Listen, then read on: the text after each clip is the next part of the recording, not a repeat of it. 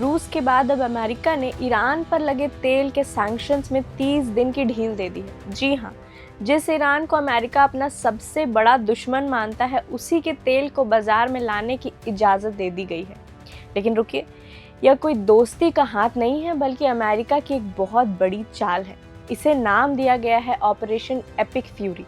आखिर क्या है ये पूरा मामला, और मिडिल ईस्ट में मचे हड़कंप के बीच अमेरिका ने ये फैसला क्यों लिया? चलिए समझते हैं आसान भाषा में। सबसे पहले ये जान लीजिए कि ये छूट क्या है। अमेरिका के ट्रेजरी सेक्रेटरी स्कॉट बेसेंट ने साफ किया कि ये ढील सिर्फ उन जहाज़ों के लिए है जो पहले से समुद्र में मौजूद हैं और जिन पर तेल लदा हुआ है। यानी 20 मार्च से 19 अप्रैल के बीच जो तेल रास्ते में है, ट्रांजिट में है, सिर्फ उन्हें ही बेचा जा सकता है। इसका मतलब ये बिल्कुल नहीं है कि ईरान नया तेल निकाल कर बेच सकता है। नई खरीदारी या प्रोडक्शन पर रोक अभी भी बरकरार है। अब आप सोच रहे होंगे कि अमेरिका ने ऐसा क्यों किया। ट्रेजरी सेक्रेटरी बेसेंट ने सोशल मीडिया प्लेटफॉर्म एक्स पर बताया कि इस एक फैसले से ग्लोबल मार्केट में अचानक 140 मिलियन बैरल तेल की सप्लाई बढ़ जाएगी। पाबंदियों की ये वजह से ईरान का ये तेल बाजार में नहीं आ पा रहा था और चीन इसे चोरी छिपे सस्ते दामों पर खरीदकर जमा कर रहा था। अमेरिका चाहता है कि ये तेल खुले बाजार में आए ताकि दुनिया भर में जो तेल की कीमतें आसमान छू रही हैं, उन्हें नीचे लाया जा सके। अमेरिका अब ईरान के ही तेल का इस्तेमाल ईरान के खिलाफ कीमतें गिराने के लिए करेगा। अब यहाँ एक बड़ा सवाल उठता है, क्या इस तेल को बेचकर जो पैसा मिलेगा उसे ईरान अपनी ताकत नहीं बढ़ाएगा? क्या वो इस पैसे का इस्तेमाल जंग में नहीं करेगा? यही सवाल एक्सपर्ट्स भी उठा रहे हैं।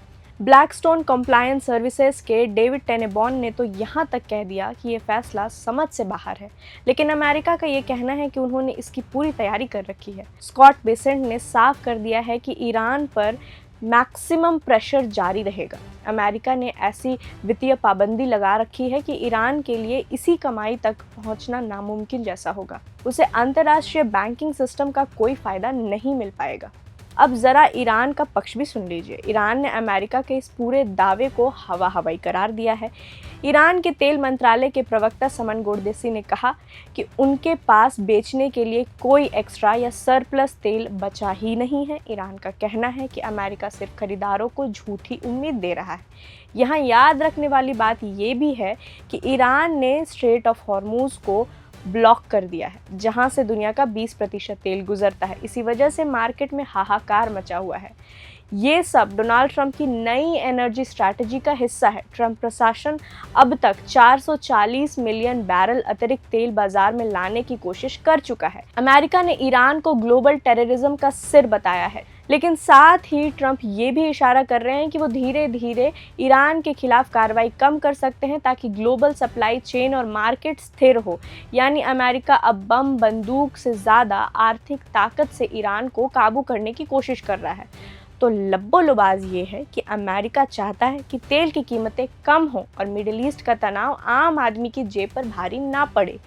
क्या अमेरिका ये ऑपरेशन एपिक फ्यूरी कामयाब कर पाएगा या ईरान कोई नया पैंतरा चलेगा? इस पर हमारी नज़र बनी रहेगी। फिलहाल के लिए इतना ही। देश और दुनिया की बाकी खबरों के लिए आप बने रहें प्रभात खबर के साथ। प्रभातखबर.com, विश्वास वही, रफ्तार नहीं।